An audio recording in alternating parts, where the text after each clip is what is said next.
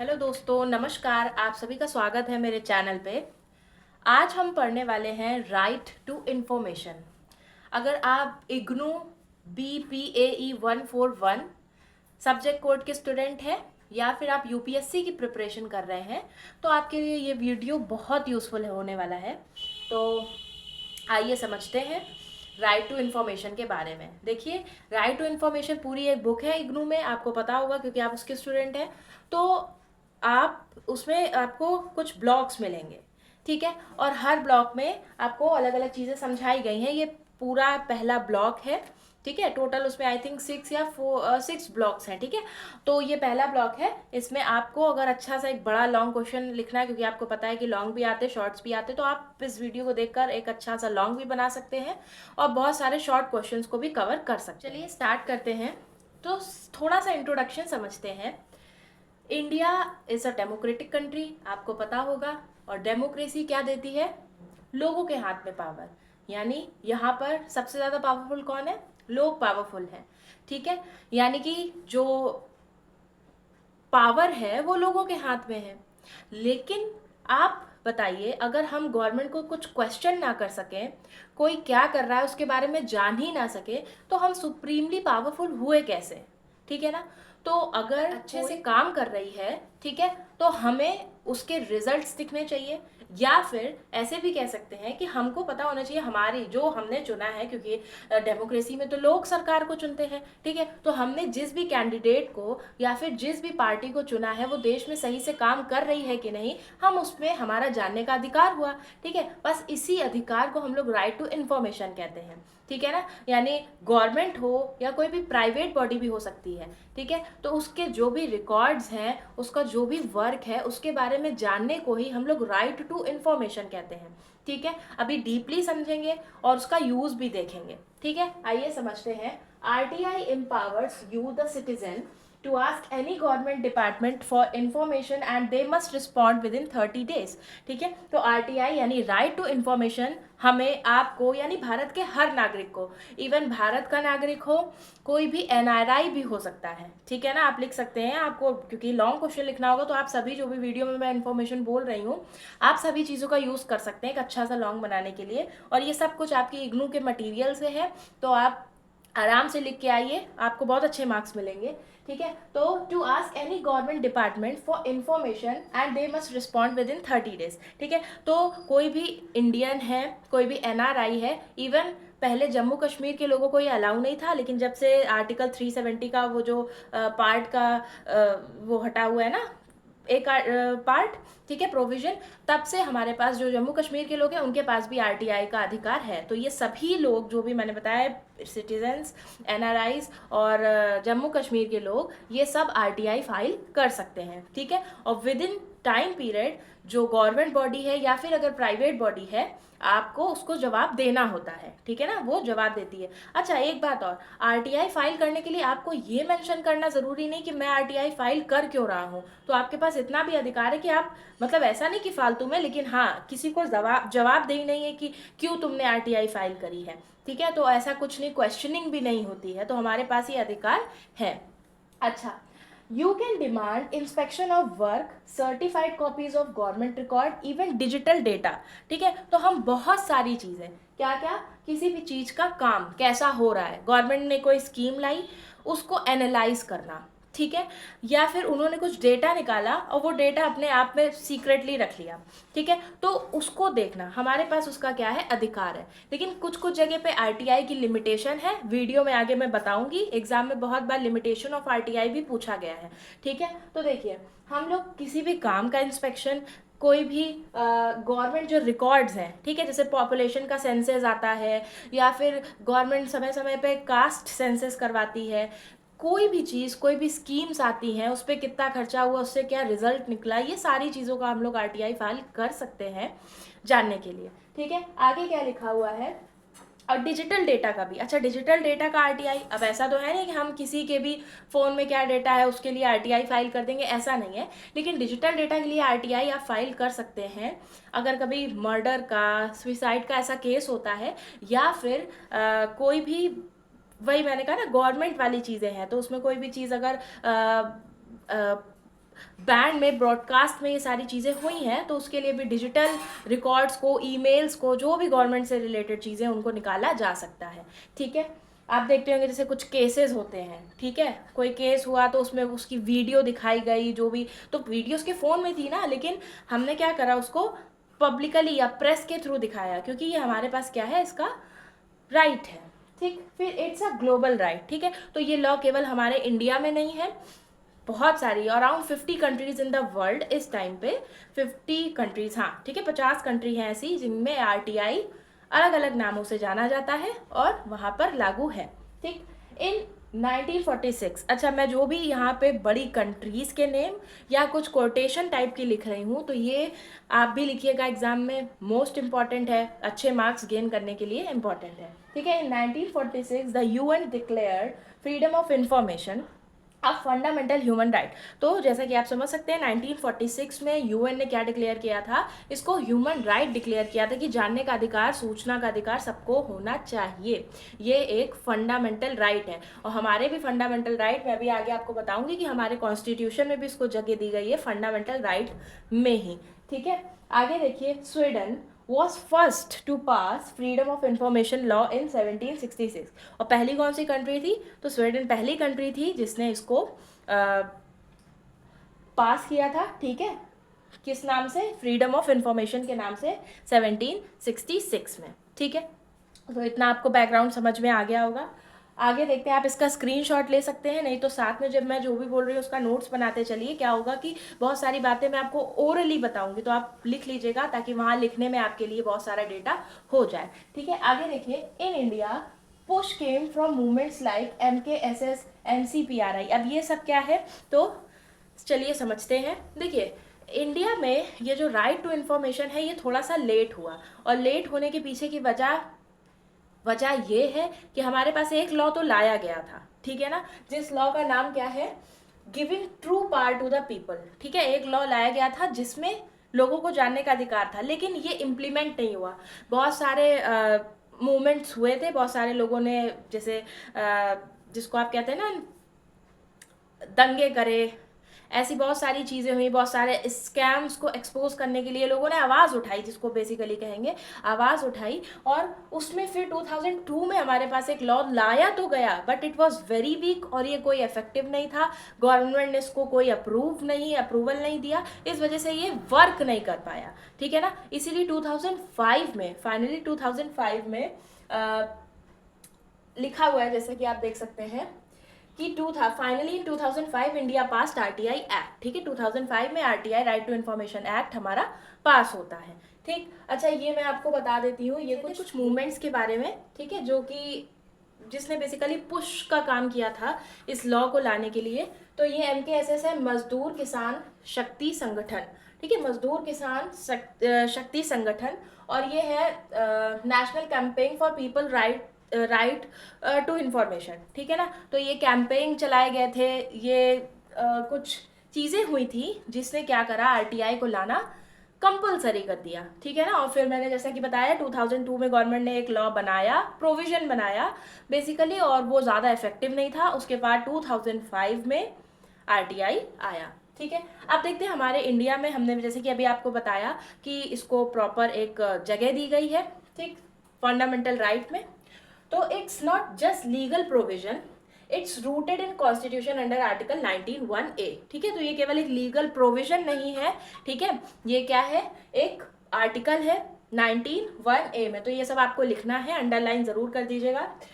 Every citizen has right to freedom of speech and expression. ठीक है, आपको पता होगा हमारे पास राइट टू फ्रीडम है, फ्रीडम ऑफ एक्सप्रेशन है। ठीक है ना, एक्सप्रेशन का मतलब है कि हमारी जो भी जानने की इच्छा है या कुछ बोलने की इच्छा है, हमारे व्यूज़ है, तो हम उसको प्रेस के थ्रू, आजकल तो सोशल मीडिया है उसके थ्रू, इन सभी चीज़ों के थ्रू क्या कर सकते हैं, एक्सप्रेस कर सकते हैं। ठीक है, और इसी के अंदर हमको राइट दिया गया, राइट टू नो, जानने का अधिकार। ठीक है ना, जानने का, चीज़ों को जानने का अधिकार, बहुत सारी ऐसी चीज़ें हैं, ठीक है, तो उन सभी चीज़ों को जानने का अधिकार। ठीक, यू कैन सीक, क्या क्या हम पता लगा सकते हैं इसमें। ठीक है, तो आपको मैंने अभी बताया, कोई भी ऐसा मटेरियल, ठीक, जो कि गवर्नमेंट के स्कीम्स से रिलेटेड है, डेटा से रिलेटेड है, ठीक है, प्रेस से रिलेटेड है। प्रेस में आपको पता है जो भी मीडिया में कोई केसेस निकलते हैं, इन सारी चीज़ों को जानने का अधिकार, ठीक है। और कोई कॉन्ट्रैक्ट हुए हैं गवर्नमेंट का, किसी प्राइवेट कंपनी के साथ कॉन्ट्रैक्ट हुआ है, या कोई कॉन्ट्रैक्ट केवल प्राइवेट कंपनीज के बीच में भी हुआ है,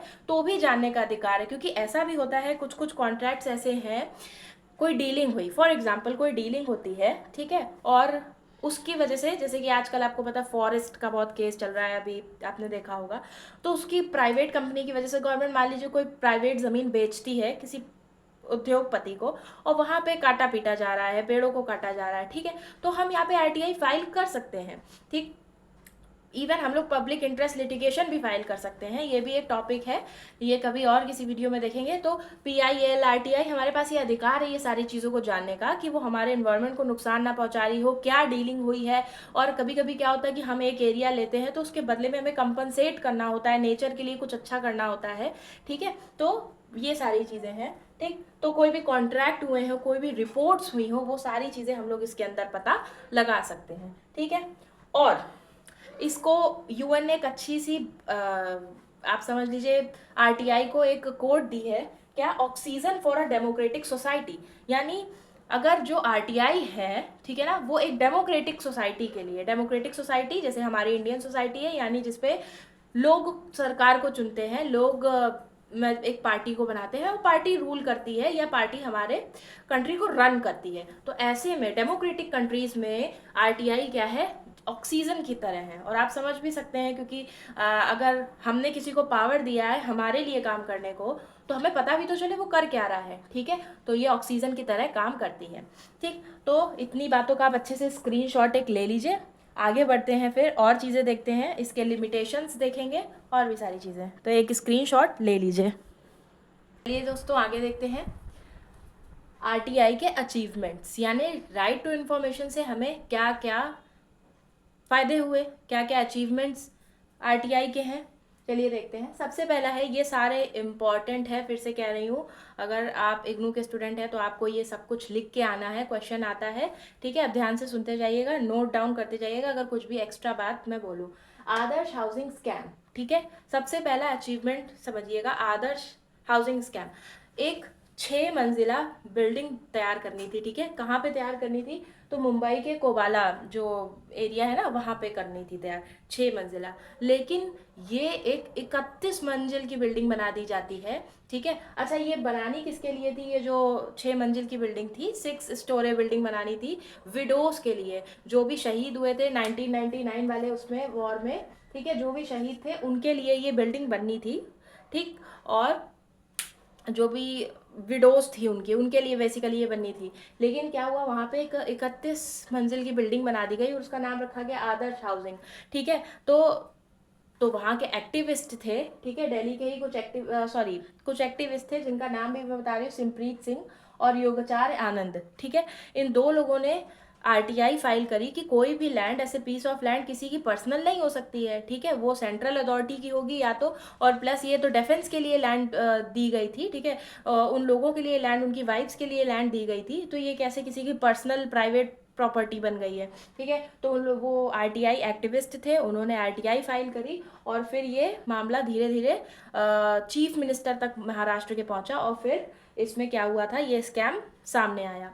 इसी तरह से दिल्ली में आरटीआई फाइल करी गई थी एक एनजीओ, परिवर्तन नाम का एक एनजीओ था, ठीक है, ये लिखा हुआ परिवर्तन, ठीक है। इन्होंने आरटीआई फाइल करी थी, जो ये होते हैं ना डिमोलिशंस, बिल्डिंग गिराई जाती हैं उनके लिए। तो क्या होता था, कुछ बिल्डिंग्स फुली डिमोलिश्ड कर दी जाती थी, कुछ हाफ, मतलब कुछ के रेसिडुअल रह जाते थे, कुछ जगह छोड़ दी, या कुछ कुछ बिल्डिंग्स को केवल, जैसे मॉल्स वगैरह हैं, शोरूम्स वगैरह हैं, उनको केवल सील करके छोड़ दिया जाता था, ठीक है। तो ये जो बीच का मतलब कि अगर आप डिमोलिश करो तो कम्प्लीटली डिमोलिश करो, या मतलब इसकी क्या लिमिटेशन है, इसकी करेक्ट परिभाषा क्या है डिमोलिशिंग की, ये बात किस केस में क्लियर हुई थी, तो ये जो एमसीडी वाला डिमोलिशन वाला केस था ना, इसमें एनजीओ ने आरटीआई फाइल करी थी, ठीक है। In Delhi RTI revealed irregularities in demolitions by the MCD, ठीक है। नेक्स्ट क्या है, वाइफ्स जो है, ठीक है, वो आरटीआई का यूज़ कर सकती हैं। कब यूज़ कर सकती हैं, अपनी हस्बैंड की सैलरीज जानने के लिए, वो भी कब, जब उनका ऐसा जो उनको मिलता है ना, अलाउंस मिलता है जब डाइवोर्स वगैरह का केस होता है तो उनको वो जो पैसा मिलता है ना केयर, मतलब बच्चों की देखभाल वगैरह करने के लिए, तो उनकी एक्चुअल सैलरी कितनी है, तो उसके लिए भी आरटीआई फाइल कर सकते हैं। ठीक है। फिर है ऑर्डिनरी सिटीजन, यानी जो आम जनता है वो इसका यूज़ कब करती है, तो जो पब्लिक फंड्स हैं, ठीक है, और जो भी पब्लिक फंड, जैसे आपको पता है बजट में अलग अलग निकाल दिया जाता है कि इतना रोड्स वगैरह के लिए, इतना डेवलपमेंट के लिए, इतना गरीबों के लिए, इतना किसानों के लिए डिवाइड किया गया है। ठीक है। तो ये जो पब्लिक फंड है, इससे जो रूरल एरियाज़ हैं, ठीक है ना, यहाँ पे क्या डेवलपमेंट होगी, किस लिए कितना पैसा, जैसे स्कूल्स में दिया गया तो वो पैसा दिया गया था, क्या हुआ उसका। ठीक है। तो ये सारी जानकारी हम आरटीआई के थ्रू पता लगा सकते हैं। ठीक। फिर देखिए और क्या है, कुछ कोटेशंस है। ठीक है। तो ये भी आपको लिखनी ही लिखनी है। RTI has enabled strengthened democratic participation. ठीक है। तो आरटीआई ने क्या करा है, डेमोक्रेसी में एक तो उसको मजबूती, स्ट्रेंथ यानी स्ट्रेंथ प्रोवाइड करी है, और डेमोक्रेटिक पार्टिसिपेशन यानी अगर डेमोक्रेसी में कोई है, हमने उसको पावर दे रखी है तो वो कायदे से काम करे। हमने उसे चुना है केवल सत्ता में लाने के लिए नहीं चुना है, उससे काम करवाने के लिए चुना है, तो वो काम सही से करे, ये बात भी आरटीआई कंफर्म करती है। ठीक है। लेकिन आरटीआई के कुछ लिमिटेशंस हैं। ठीक है। इट इज़ नॉट अनलिमिटेड, ये अनलिमिटेड नहीं कि हम जो चाहें इससे पता लगा लें। ठीक है। कहाँ पे इसकी लिमिटेशंस आती हैं, ये भी क्वेश्चंस आता है, आइए समझते हैं। तो under section 8 of RTI, RTI का सेक्शन 8, उसमें आरटीआई को डिनाई करा जा सकता है। ठीक है। It can be denied if it harms national security. अगर ये नेशनल सिक्योरिटी के लिए, मान लीजिए हमारे बॉर्डर पे जो भी सीक्रेट कितने सैनिक हैं और कितने हमारे पास गन या कितने हमारे पास जहाज हैं, ये सारी चीज़ें हैं, हम कुछ नेशनल सिक्योरिटी के लिए कौन सा बॉर्डर है या कुछ हम प्लान कर रहे हैं, तो ये नेशनल सिक्योरिटी में आता है, वो हम आरटीआई के थ्रू नहीं पता कर सकते। ठीक है। फॉरेन रिलेशंस हो गए। ठीक है। अगर वो फॉरेन रिलेशंस को हार्म कर रहा है, कोई ऐसी बातें हैं, कोई ऐसे इश्यूज हैं, ठीक है, तो फिर हमारे पास राइट टू इन्फॉर्मेशन नहीं हम यूज़ कर सकते। पब्लिक ऑर्डर है, उसको हार्म कर रहा है, ठीक है ना, कोई चीज़ अगर चलाई गई है पब्लिक के उसमें, ठीक है, तो फिर आरटीआई फाइल नहीं कर सकते हो आप। ठीक। फिर इसके बाद क्या है, if it's personal information no public interest, यानी ये पब्लिक इंटरेस्ट, लोगों के इंटरेस्ट, उनके हित के लिए इसमें कुछ भी नहीं है। ठीक है। केवल ये पर्सनल इन्फॉर्मेशन है। ठीक है। तो वहां पर भी क्या होगा, हम ये आरटीआई डिनाई कर दी जाएगी, मना कर दी जाएगी। फिर official secret acts, atomic energy, cabinet papers, court restricted data. ठीक है। तो कोई ऐसी चीज़ जो कि ऑफिशियल सीक्रेट्स हैं, देश के लिए बहुत इंपॉर्टेंट है, जैसे नेशनल सिक्योरिटी में था, ठीक है, तो कोई भी ऑफिशियल सीक्रेट्स हो गए। फिर एटॉमिक एनर्जी वगैरह, यानी हमारे न्यूक्लियर सेंटर कहाँ पे हैं, हमारे कोई जहाज हैं, विमान हैं ऐसे जो कि हमने केवल डिफेंस के पर्पज से छुपा के रखे हुए हैं, तो इसके लिए हम आरटीआई फाइल नहीं कर सकते क्योंकि वो हमारे नेशनल सिक्योरिटी के लिए है। ठीक है ना। फिर कोई भी कोर्ट ने ऐसा डेटा है जो लोगों में जारी करने से मना कर दिया है, ठीक है, रिस्ट्रिक्टेड है, ठीक है, वो केवल हमारे नेशनल इंटरेस्ट के लिए होना चाहिए। ऐसा नहीं कि कोई भी डेटा कोर्ट अपने फेवर के लिए उसको हाइड कर रही, फेवर के लिए नहीं है, क्योंकि हमारे नेशनल इंटरेस्ट या कंट्री में पीस बनाए रखने के लिए, शांति बनाए रखने के लिए रिस्ट्रिक्ट कर देती है। फिर है but even here if public interest outweighs the harm information can be disclose. लेकिन अगर कभी कभी ऐसा होता है पब्लिक इंटरेस्ट या लोग उसे जानना ही चाहते हैं या फिर लोगों के हित के लिए इनमें से भी कोई डेटा ऐसा है जो ज़रूरी है, ठीक है ना, लोगों के लिए ज़्यादा इंपॉर्टेंट है इन सारे टॉपिक्स में भी, तो कभी कभी उस डेटा को डिस्क्लोज करना पड़ता है। ठीक है। फिर है हम कुछ थिंकर्स के नाम लिखेंगे, यानी कुछ ऐसे फिलोसफर्स, कुछ ऐसे इंपॉर्टेंट थिंकर्स जिसने कुछ डेफिनेशन या कुछ अपने आइडियाज़ दिए हैं आरटीआई को लेकर, तो उनके नाम भी जान लेते हैं। ठीक है। सबसे पहले जॉन लॉक, लॉक या लॉक जो भी प्रोनाउंसिएशन है, जेएस मिल और थॉमस जेफरसन। ठीक है। इनके हिसाब से क्या था, नॉलेज इज पावर। ठीक है। नॉलेज क्या है भाई, पावर है, बिल्कुल पावर है, सही बात है। And informed citizen is the foundation of democracy. तो अगर एक इन्फॉर्म्ड, पढ़ा लिखा, जानकार सिटीजन होगा तो वो डेमोक्रेसी को क्या करेगा, मजबूत करेगा। ठीक है। क्योंकि डेमोक्रेसी में हम किसी को पावर दे रहे हैं तो वो पावर में आने लायक है, वो काम कर पा रहा है कि नहीं, तो वो एक इन्फॉर्म्ड सिटीजन पता लगा सकता है। ठीक है ना। इसीलिए नॉलेज एक पावर की तरह काम करती है और वो एक अच्छी डेमोक्रेसी की जो नींव है, फाउंडेशन है, वो एक इन्फॉर्म्ड सिटीजन ही रख सकता है, बना के रख सकता है। A transparent government is the sign of strength. ठीक है, एक ट्रांसपेरेंट, अब ट्रांसपेरेंट का मतलब क्या हो गया कि जो भी वो काम कर रही है वो सामने दिखा रही है। ठीक है ना, ट्रांसपेरेंसी है यहाँ पे। कोई भी काम ऐसा नहीं कि हम सिटीजन्स उसे जान नहीं पा रहे हैं, तो उसके काम के बीच में, है ना, क्या है, ट्रांसपेरेंसी है। इससे ये एक गुड गवर्नेंस का भी सिंबल है, यानी सरकार अच्छे तरीके से काम कर रही है, लोगों को उस काम के बारे में क्या रिजल्ट है, क्या खामियां हैं, ये भी पता, क्योंकि हर कोई स्कीम ऐसा नहीं कि हम जैसा सोचा वैसे ही वो स्कीम वर्क कर गई। तो गवर्नमेंट का काम है कि वो स्कीम में क्या कमी थी, क्या अच्छाई थी, कितना उसने रिजल्ट दिया, कितना एफिशिएंट और हो सकता था, ये सारी बातें बताना एक अच्छी गवर्नमेंट का काम है। ठीक है, फिर अगला क्या है, it's not form, it's a culture of openness. ठीक है, तो आरटीआई एक फॉर्म नहीं है, एक लॉ नहीं है केवल, ये क्या है, एक कल्चर ऑफ ओपननेस, यानी गवर्नमेंट और जनता दोनों के बीच में ओपननेस है, यानी दोनों ही सभी बातों को जान सकते हैं, उनका अधिकार है, और दोनों इम्प्लीमेंट कर सकते हैं अच्छे से। ठीक है, तो आई होप, उम्मीद है समझ में आया होगा राइट टू इन्फॉर्मेशन। इसका अगला ब्लॉग हम लोग नेक्स्ट वीडियो में कवर करेंगे, और ये जो आरटीआई बुक है मैं इसे पूरा कंप्लीट करूँगी। अगर आपको वीडियो अच्छी लग रही हो तो लाइक, शेयर और सब्सक्राइब करना, और अगली बार आपको रोड में कोई भी गड्ढा दिखाई दे, कोई भी टीचर ऐसा, कोई भी ऐसा स्कूल मिले जहाँ पे टीचर नहीं है, तो आप बिल्कुल आरटीआई फाइल करिए, क्योंकि डेमोक्रेसी का मतलब ये नहीं कि हर 5 साल में वोट दे दिया केवल।